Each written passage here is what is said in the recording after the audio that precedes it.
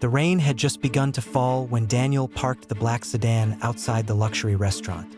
Soft yellow lights glowed through the tall glass windows and expensive cars lined the street like quiet trophies.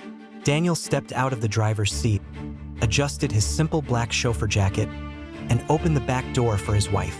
Victoria stepped out slowly, careful not to let her heels touch the wet pavement too long. Her dress shimmered under the streetlights, elegant, expensive, and completely out of place beside the uniform Daniel wore. She glanced at him briefly. "Thank you," she said softly, though her voice carried a faint impatience.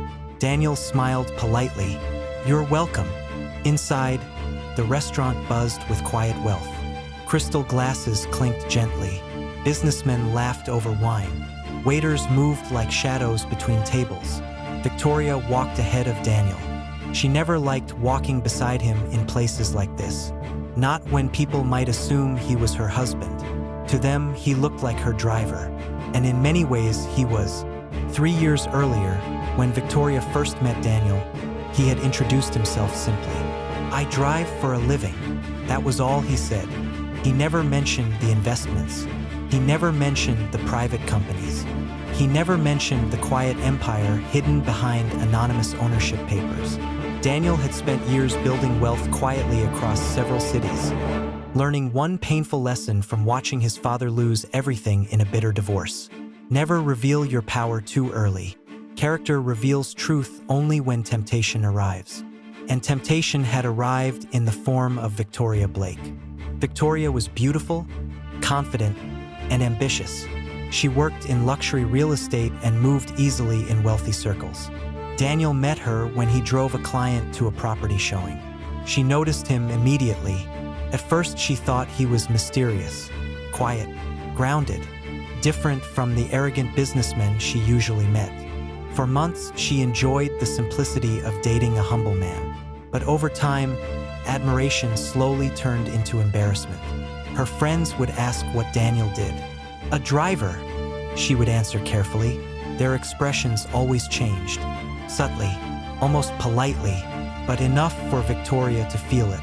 And slowly, something dark began to grow inside her. Quiet shame. The night everything started to fall apart was at a corporate charity gala. Victoria stood in a sparkling silver dress while Daniel waited outside in the car. Inside the ballroom, she met Richard Kane. Richard was everything Daniel appeared not to be. Tall, confidence, sharp suit, the owner of a growing investment firm. He spoke with the relaxed authority of a man who controlled rooms simply by walking into them. "What does your husband do?" Richard asked casually while sipping champagne. Victoria hesitated. "Just a moment. He drives." Richard raised an eyebrow. "A driver?" She forced a laugh. "Temporary situation." Richard smiled slowly. "Well, if you ever want something more permanent, I could introduce you to a different kind of life." Those words stayed in her mind long after the music ended.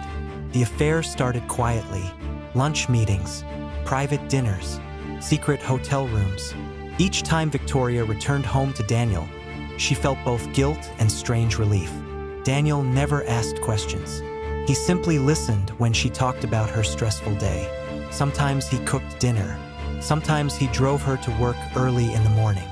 And every time he looked at her with the same calm expression. Victoria often wondered, does he suspect anything? But Daniel had already noticed everything months earlier. The late phone calls, the new perfume, the distant tone in her voice. And still he said nothing, because Daniel wasn't just observing betrayal. He was observing character. One evening, Victoria returned home unusually quiet. Daniel was sitting on the balcony overlooking the city skyline. Lights stretched endlessly across the night. She hesitated before speaking. "Daniel, do you ever wish you had more?" He turned slightly. "More what?" She sighed. "Money, success, status." Daniel studied her carefully. "Why?" Victoria crossed her arms. "Because life could be easier. We could travel more, live somewhere better. I wouldn't have to explain things to people." "Explain what?" She looked away. "That my husband drives people around." Daniel nodded slowly. I see. A long silence followed. Victoria went inside. Daniel remained on the balcony, watching the city, watching the empire she didn't know he owned. The truth surfaced 2 weeks later. Richard invited Victoria to an exclusive business party in the tallest financial tower downtown. "Come tonight," Richard said. "I want you to meet some people who matter." Victoria arrived wearing a red dress that turned heads across the entire room.